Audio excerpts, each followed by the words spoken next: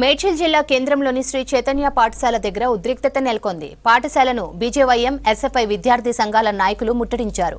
పాఠశాలలోని సామగ్రిని ధ్వంసం చేశారు విద్యార్థి నాయకులు.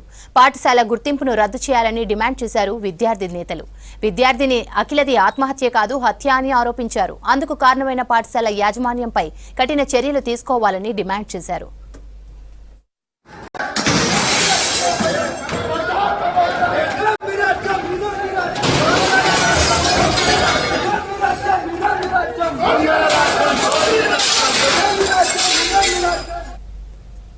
శ్రీ చైతన్య స్కూల్లో విద్యార్థిని అఖిల 10వ తరగతి చదువుతోంది. స్కూల్ ఫీజు చెల్లించలేదని నిన్న స్కూల్ ప్రిన్సిపల్ అందరి ముందు తిట్టింది. దీంతో తీవ్ర మనస్తాపం చెంది నేరుగా ఇంటికి వచ్చి ఆత్మహత్యకు పాల్పడింది అఖిల.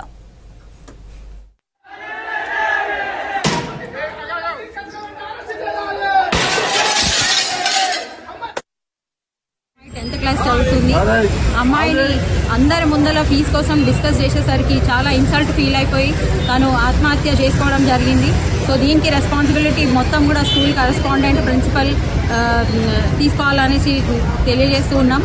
ఎందుకంటే ఎక్కడైనా సరే స్కూల్స్లో ఫీజు అనే విషయాన్ని స్టూడెంట్స్తో డైరెక్ట్గా డిస్కస్ చేయాల్సింది సిచ్యువేషన్స్ లేనే లేవు. సో ఇట్లా డైరెక్ట్గా స్టూడెంట్స్కి 10th క్లాస్ అమ్మాయిని అందరి ముందర ఫీజు అడిగేసరికి తను చాలా ఇన్సల్ట్ ఫీల్ అయిపోయి ఆత్మహత్య చేసుకోవడం జరిగింది. సో ఇక్కడ ఉన్నటువంటి మా మేడ్చల్లో ఉన్నటువంటి శ్రీ చైతన్యనే కాకుండా ఇంకా వేరే ప్లేసెస్లలో కూడా ఉన్నటువంటి శ్రీ చైతన్య స్కూల్స్లో కానివ్వండి, కాలేజెస్లో కానివ్వండి, మెడికల్ కాలేజెస్లో కానివ్వండి, పిల్లలందరూ కూడా ఆత్మహత్యలు చేసుకోవడం జరుగుతుంది. దీనిపైన మా దగ్గర ఉన్నటువంటి ఎంఈఓ గారు కానివ్వండి, డిఓ గారు కానివ్వండి, వాళ్ళపైన కూడా చర్యలు తీసుకోవాల్సిన అవసరం ఉంది. ఎందుకంటే వాళ్ళు ఎక్కడ కూడా ప్రైవేట్ స్కూల్స్ పైన ఎలాంటి రోల్ ప్లే చేయరు. జస్ట్ సింప్లీ వాళ్ళు కూడా ఒక బిజినెస్ మైండ్ తోని మూవ్మెంట్ అయ్యి పక్కకు జరిగిపోతూ ఉన్నారు. సో డెఫినెట్ గా వాళ్ళపైన కూడా ఇన్స్ట్రక్షన్స్ తీసుకోవాలి, చర్యలు తీసుకోవాలి. ఈరోజు శ్రీ చైతన్య పాఠశాలలో ఫీజు కోసం వేధించి ఈరోజు అందరి ఆత్మహత్య చేసుకునే విధంగా టార్చర్ పెట్టిన యజమాని వెంటనే అరెస్టు చేయాలి.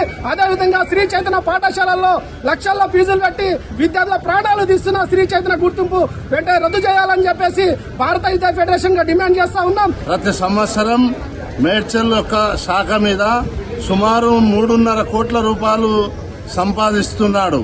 ఈయన ఐటీ ఇవాళ 80,000 రూపాయలు ఫీజు తీసుకుంటున్నట్టు ఇన్కమ్ ట్యాక్స్ లో ఎక్కడ చూపించడం లేదు.